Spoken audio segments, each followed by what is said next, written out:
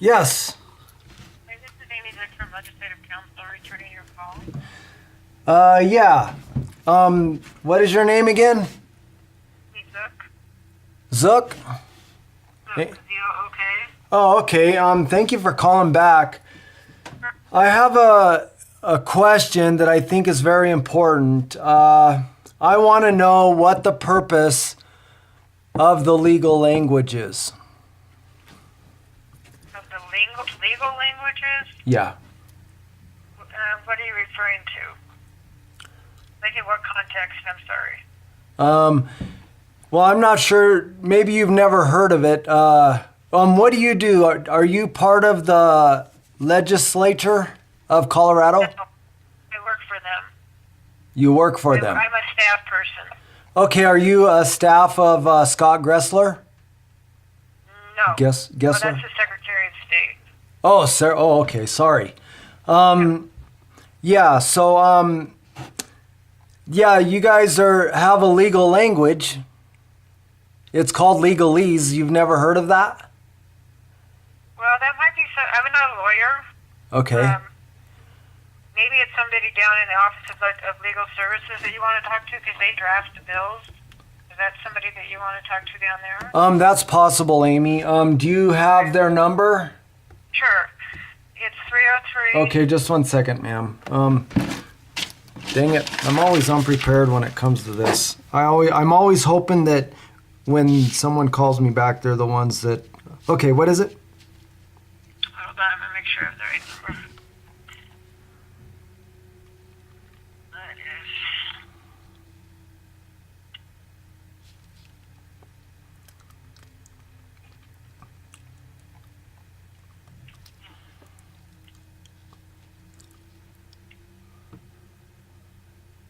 I just want to make sure I get the right number.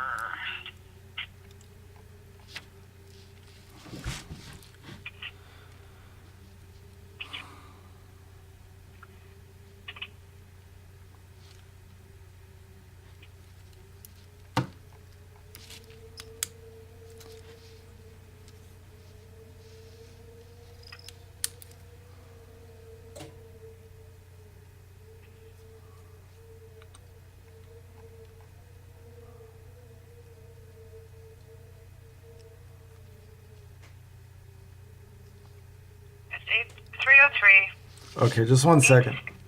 303 866 866 yes 2045. 2045. And what is the title of this person or entity that I'm going to be calling? It's called the Office of Legislative Legal Services. Of Legislative Legal Services? And probably the best person to talk to down there is Matt Dawkins. Okay. Matt, how do you spell the last name? It's D-A-W-K-I-N-S. D as in dog? Yep. Dawkins? Oh, okay. Yeah, you've never heard of Legalese? Well, I mean, I think of them more like as a generic term. Yeah, it's defined as the language of attorneys, or another. That's a Wiktionary. Another definition is argot of attorneys, A-R-G-O-T, which argot means a secret language peculiar to thieves, vagabonds, and tramps. Oh, wow. Huh? I said, oh, wow. Yeah, I know. Well, I'm wowed.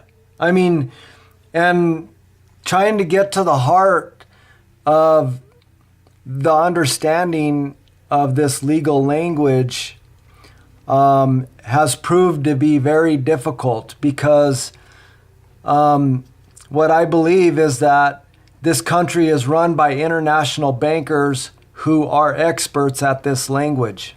It's the language of commerce.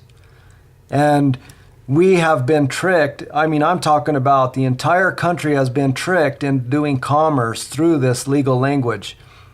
And for example, person if you go to the Black's Law Dictionary, which is a legal book, it's one of the top rated books in the world for law, person means legal fiction or corporation. So an officer, whenever he speaks to you and the court, and they refer to a person, in legal language, that means they're referring to a corporation. So you have become a corporation. And that's the only way that this country can have power over an individual, is when they are contracting with the corporation through their legal fiction, which is your name in all capital letters. It's the biggest trick that has ever been devised against another man. I mean, it would be like if I sold you a car and I didn't tell you the details of the problems of that car. Right.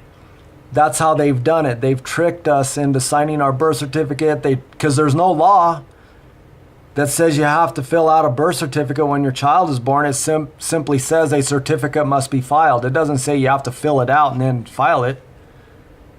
That's the trick. It's a very tricky, it's a satanic, tricky trick of commerce. They don't tell you the details. They make it sound like it's the law.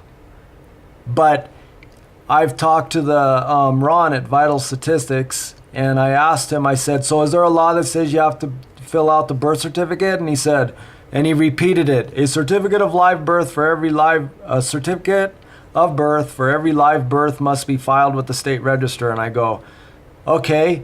So I asked him 3 times, and he kept repeating the law, thinking that I was going to be trapped in his system. And I said, so would I be lying if I said that you didn't have to fill it out? Because it doesn't say you have to fill it out. It just simply says a certificate must be filed. It doesn't say you got to fill it out. And he said, Dwayne, no, there is no birth certificate, please. And he said, well, the only thing is that when it comes time to go to school, the child won't have a birth certificate. And I'm thinking to myself, whoopee-doo, why does my kid need to go to a state-run school where they don't teach you nothing but the agenda of what they want you to know? I mean, I want my kid to understand, the way money works, the founding of our country, what freedom is. But our schools don't teach us nothing like that, so I don't really care if my kid participates in that. I don't care if my kid doesn't get a job and cooperate in the Wall Street, for a corporation or a government. Because did you know that United States is a corporation? Amy. Hello? Amy, did you know that United States is a corporation? Are you there? I can't hear you. You hear me now? Oh yeah, what happened? I don't know. I could hear you. Oh, did you know United States is a corporation? I didn't know that. How did you find that? Yeah, just look in United States Code, Title 28, Section 3002, Paragraph 15A. You want to write that down? Sure. Yeah, Give it to me again. United States Code, Uh-huh. Title 28, Section 3002, Paragraph... Last part again? Huh? 3002? Yes. Okay. Paragraph 15, A. Okay. United States is defined as a federal corporation. And this corporation is a dummy corporation for the international bankers. Have you talked to them? The international bankers? Yeah. I wish I could. I know somebody who has, though. His name's Lindsey Williams. He's friends with them. And he said that they're... Located. Huh? Where are they located? Well, they're a group. It's a group of people they print money out of nothing. They own the Federal Reserve, they own Wall Street. They pretty much, since they counterfeit money, the dollar is dead. It's a bill. That means that the bill originates from the bank, so it has to be paid back. Therefore, it's a bill. It's a $1 bill. So therefore, it has to be paid back to the bank. So we're really trading instruments of debt. Are you still there? Hello? So, what is your next step? Well, I just gather information. I'm an investigator. Not in the legal language. Right. I don't know, but because I don't write legalese myself. Yeah. Well, a lot of people, that's the trick, is that's how they get you. Like, take for example, when you're talking about a gun, if they say weapon, that means that if you admit that you have a weapon, that means that you're a criminal. But if you say that you have an arm, that means that you're defending yourself. So that's the trick. That's how they do. That's how they commit trickery. It doesn't seem fair. No, it ain't fair. And that's one of my things is I try to, simply ask questions. There's a guy right now up in Fort Collins. His name is Benjamin Gilmore. He was sentenced to many years in prison because he was head of Wall Street protest, and also he had a Northern Colorado barter system, which does away with the dollar. It basically gives people their sovereignty back, and it takes people out from the control of the dollar. And they framed him, because he goes against Wall Street and the Wall Street funded government. Our government cannot live without Wall Street because it's Wall Street's fake money that the government uses to continue their operations because they ran out of gold back a long time ago. So they're bankrupt. How do you find all this out? Oh, I do a lot of studying. I read the Bible. I ask people, I talk to people. I look for truth, Wow. Yeah, I wrote a book. It's called Mystery Babylon, Finally Revealed, if you want to look it up. Mystery of Babylon? Yeah, Mystery Babylon. Okay, I will. Finally Revealed. This is the last days. And what's going to happen is, right now there's a light being shined on the bankers, and they're getting their hand caught in the cookie jar. Wow. Yeah, it's the light. It's the angel of light. In Revelations 18:1 and 2, it says, "And I saw an angel of light descend from heaven, having great authority, and he lightened the earth with his glory. And he cried mightily with a loud voice, saying, Fallen, fallen is Babylon, which is the banks and the corporations." So that's, in my book, I predicted the Occupy Wall Street protest. Oh, wow. Yeah, it's Bible prophecy. Jeremiah 51:14 says, "The Lord has sworn by himself, saying, Surely I will fill thee with swarms of men as with swarms of caterpillars, and they will raise up a shout against you." And the word fill up in Jeremiah 51:14 means occupy. Occupy means to fill up. So it's Bible prophecy. Okay. And I predicted it before it even happened. So these bankers, they counterfeit money, and that's why there's no work, is because they control the amount of money that's in our economy through lending and borrowing. If they want us to have money, then the banks lend out a lot of money. If they don't want us to have a lot of money and they want to buy up all commerce when we're all poor, then they don't lend out money.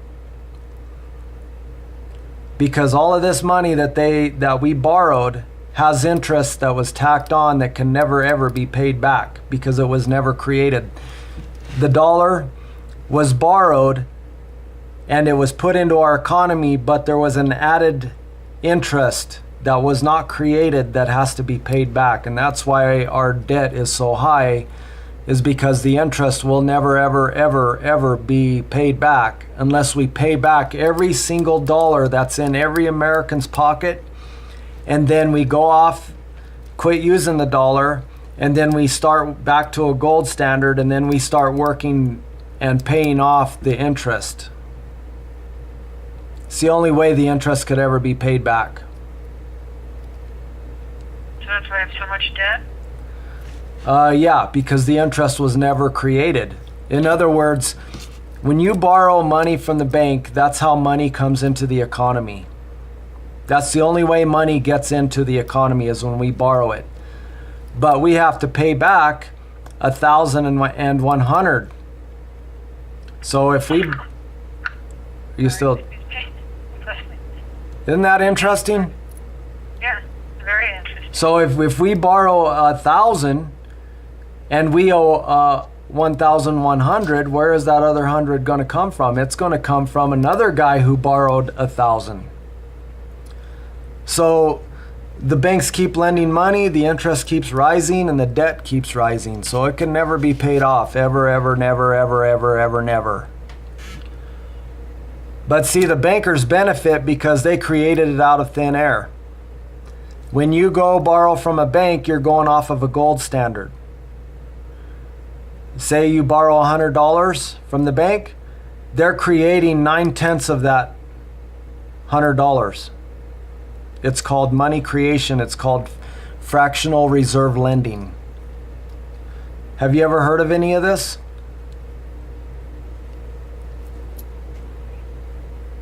Have you ever heard of any of this? I'm sorry, I can't hear you no more.